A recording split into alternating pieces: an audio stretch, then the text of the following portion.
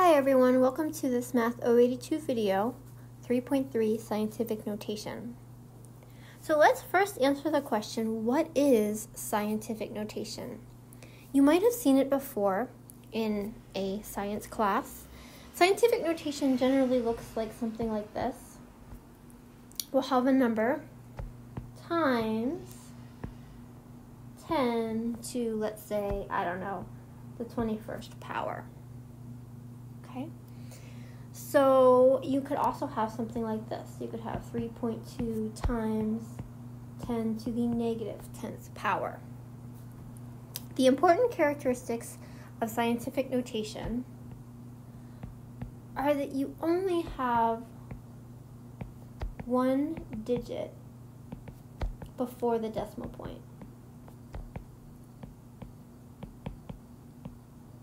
Okay. And we'll talk about it a little bit more later, but if you have more than one digit there, then it's not really in scientific notation. So let's talk about this a little bit more generally. Scientific notation is a shorthand way of expressing very large or very small values. So the reason it's called scientific notation, even though we're in a math class, is that it's frequently used in science, as the name suggests. So an example of really large numbers is, for example, the mass of planet Earth, which is measured in kilograms.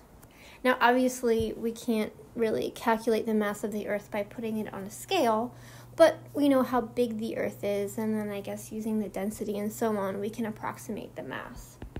So the mass of the Earth, according to the internet, is 5.792 times 10 to the 24th kilograms. So what does that mean? What does it mean, 10 to the 24th? Well, what that really means is that I'd have to move this decimal place over, not once, not twice, not 3 times, but 24 times. That's a lot of zeros. Right? And visually, it's going to be very tedious and annoying to count all those zeros. So that's why we start using scientific notation. So this is an example of a measurement of a scientific measurement that is very large. Okay. Conversely, we sometimes have scientific measurements, such as, for example, the electrical charge of a single electron, which are teeny tiny. So negative 1.602 times 10 to the negative 19th coulombs. Not that you need to know this, but just so that you understand, science deals with very large measurements and also very small measurements and everything else in between. Okay? So this 10 to the negative 19th, that indicates that I'd have to move this decimal place over that in the left direction 19 times. I'd have to move it in that direction. Okay? So again, scientific notation serves the purpose of saving us from writing lots and lots and lots of zeros. So let's do some basic examples. Let's get comfortable going back and forth between scientific notation and standard notation. Now, for this purpose, just to save us some time and energy, I'm going to be using smaller exponents. Because if you have an exponent that's 20 or 30 or something like that, you're not going to want to write that many zeros. So let's just practice writing numbers in scientific notation that have relatively small exponents. So let's take the example of 1.2 times 10 to the third. Okay, the first thing I want you to understand is that because this is a positive number, okay, that means that this has to be larger than 1. And this will make sense in a little bit, okay? So another way to think about this is just to take the part 10 to the third power. 10 to the third power is 10 times 10 times 10, which is 1,000. So another way to understand this, to understand scientific notation, is that we're doing 1.2 times 1,000, which is 1,200. A different way to understand this exact same problem is to think that what we're doing is we're moving this decimal place over this many times. Okay, and as you can see, we moved it from here to here, so we're moving it to the right. We know we're moving it to the right, one, because we have a positive exponent, and also we can imagine that when we multiply by 1,000, we should end up with a number that's larger than 1.2, not a number that's smaller than 1.2. So let's count together. So we're going to move this over 1, 2, 3 times, and the decimal point's going to land there.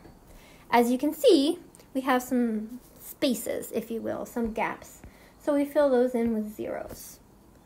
So that means our final answer is 1,200. Let's do one more example with a positive exponent, and then we'll do a few examples with negative exponents.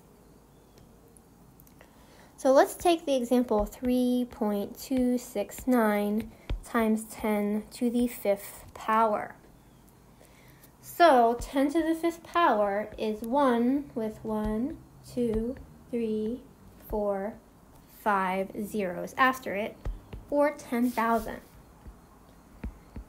If you wanted to, you could type this into your calculator, 3.269 times 10,000.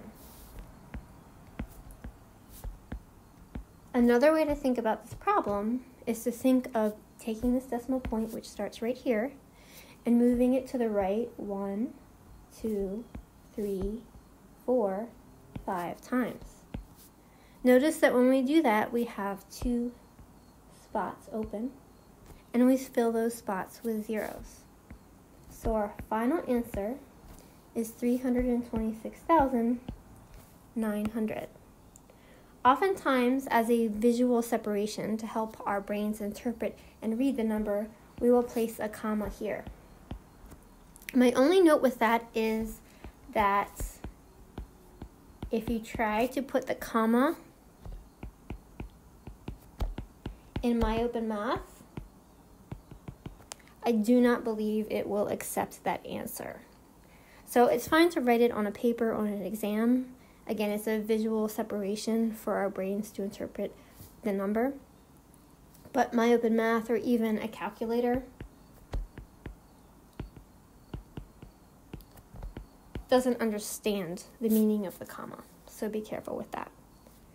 All right, let's do 2 examples that are negative, and then we'll be finished this video. So let's say I have 1.2 times 10 to the negative 3rd. Okay, so this negative exponent tells me that I'm going to have a number that ends up being less than 1. Another way of thinking about it, remember that 10 to the negative 3rd power is equal to 1 over 10 to the 3rd. We learned that in the last section about exponents.